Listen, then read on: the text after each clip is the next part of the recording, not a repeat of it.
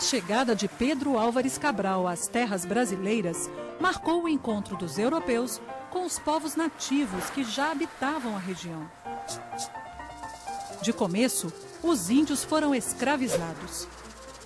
O reconhecimento de que eram brasileiros com direito à terra veio de forma lenta, graças à atuação de personagens como Felipe Camarão, que ainda no período colonial lutou bravamente ao lado de negros e brancos em defesa do Brasil.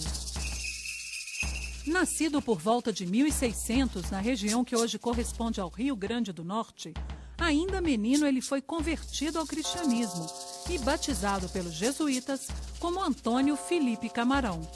Assumiu alguns dos costumes dos brancos. Aprendeu a ler e escrever em português, latim e até em holandês. Trajava-se à moda dos portugueses e, quando estava com os indígenas, trajava-se à moda dos indígenas. Ele era uma forma de intermediário cultural. Por sua liderança entre as tribos, assumiu posição de comando na expulsão dos invasores que ocuparam o Nordeste brasileiro durante o século XVII. A chegada dos estrangeiros relacionava-se diretamente com a disputa pelo açúcar e tinha ligação também com a crise da sucessão em Portugal. A partir de acordos com os holandeses, Portugal obtinha empréstimos de capital, oferecendo em troca os direitos de refino do açúcar e distribuição no mercado europeu. Mas quando em 1580 o trono português passou para a coroa espanhola, a situação mudou. Por serem rivais dos espanhóis, os holandeses perderam o comércio de açúcar e foram proibidos de aportar em terras portuguesas. Diante dos prejuízos, decidiram elaborar um plano para atacar as colônias no além-mar.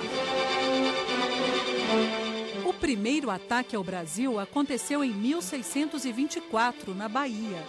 Os invasores conseguiram ocupar Salvador, mas ficaram cercados dentro da cidade e foram expulsos pouco tempo depois.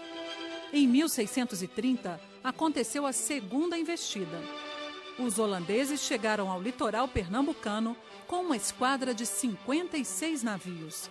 Sem recursos para resistência, Matias de Albuquerque retirou a população da cidade e incendiou os armazéns do porto, evitando que o açúcar ali guardado caísse nas mãos do inimigo.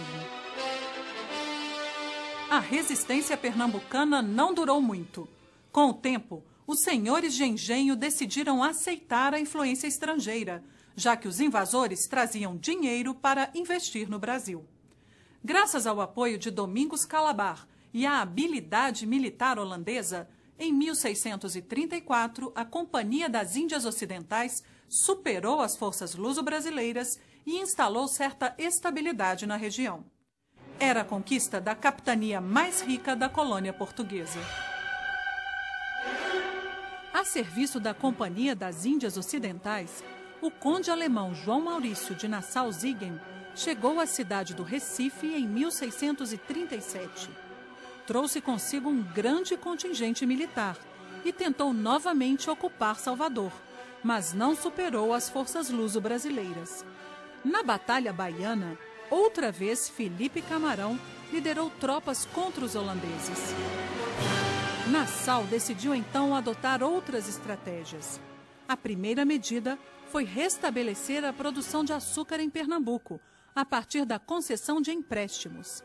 Além de obter lucros, ele queria também formar uma colônia holandesa no Brasil. Apesar das guerrilhas, expandiu o domínio da Companhia das Índias em todo o litoral nordestino, do Maranhão até a foz do Rio São Francisco. Parte do lucro holandês com o açúcar estava reservado a Nassau. Daí sua disposição em estimular o crescimento da área conquistada. Realizou diversas obras de urbanização no Recife. Construiu vilas, palácios e pontes.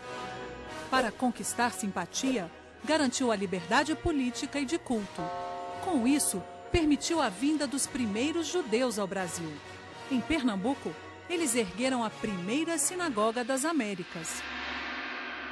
As potencialidades da terra conquistada foram estudadas por uma comitiva trazida por Nassau.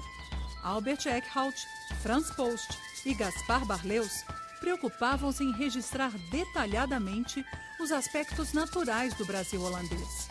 Estes registros assumiram um caráter científico e ficaram conhecidos em toda a Europa. No interior do Nordeste, Filipe e sua mulher, Clara Camarão, seguiam empenhados em catequizar índios que haviam abraçado o calvinismo introduzido pelos holandeses. Ele agia como porta-voz das tribos na luta para eliminar a escravidão a que estavam submetidos. Era um momento no qual os indígenas estavam tentando o quê? Entender aquela ordem colonial, entender aqueles que chegavam na sua terra, né? E tentar negociar com eles. Essa é a posição do Filipe Camarão. Ele está dentro da ordem e ao mesmo tempo está fora, né?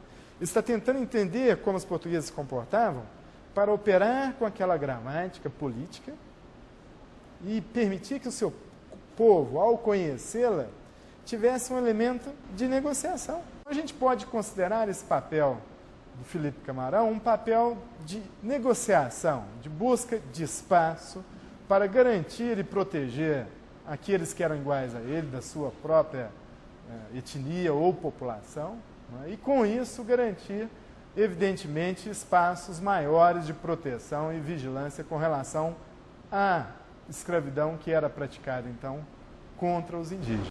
Após a Revolução Nacionalista, o trono português foi restaurado na figura do rei João IV.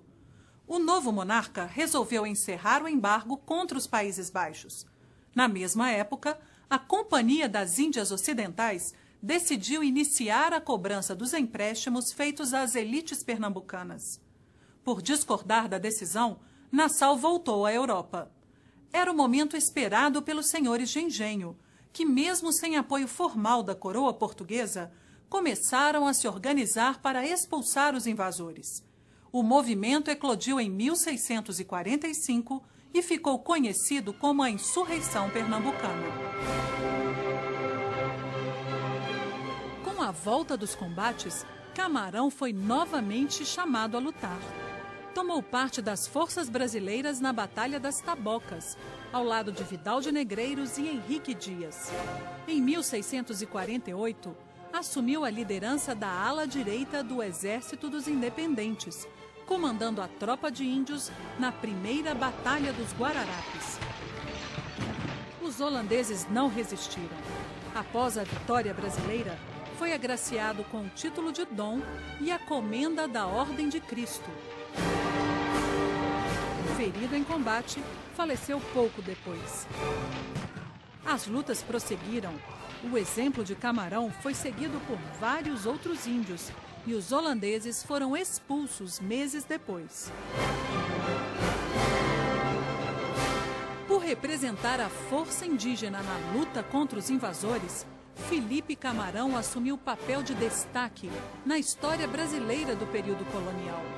Ele é um dos construtores do Brasil.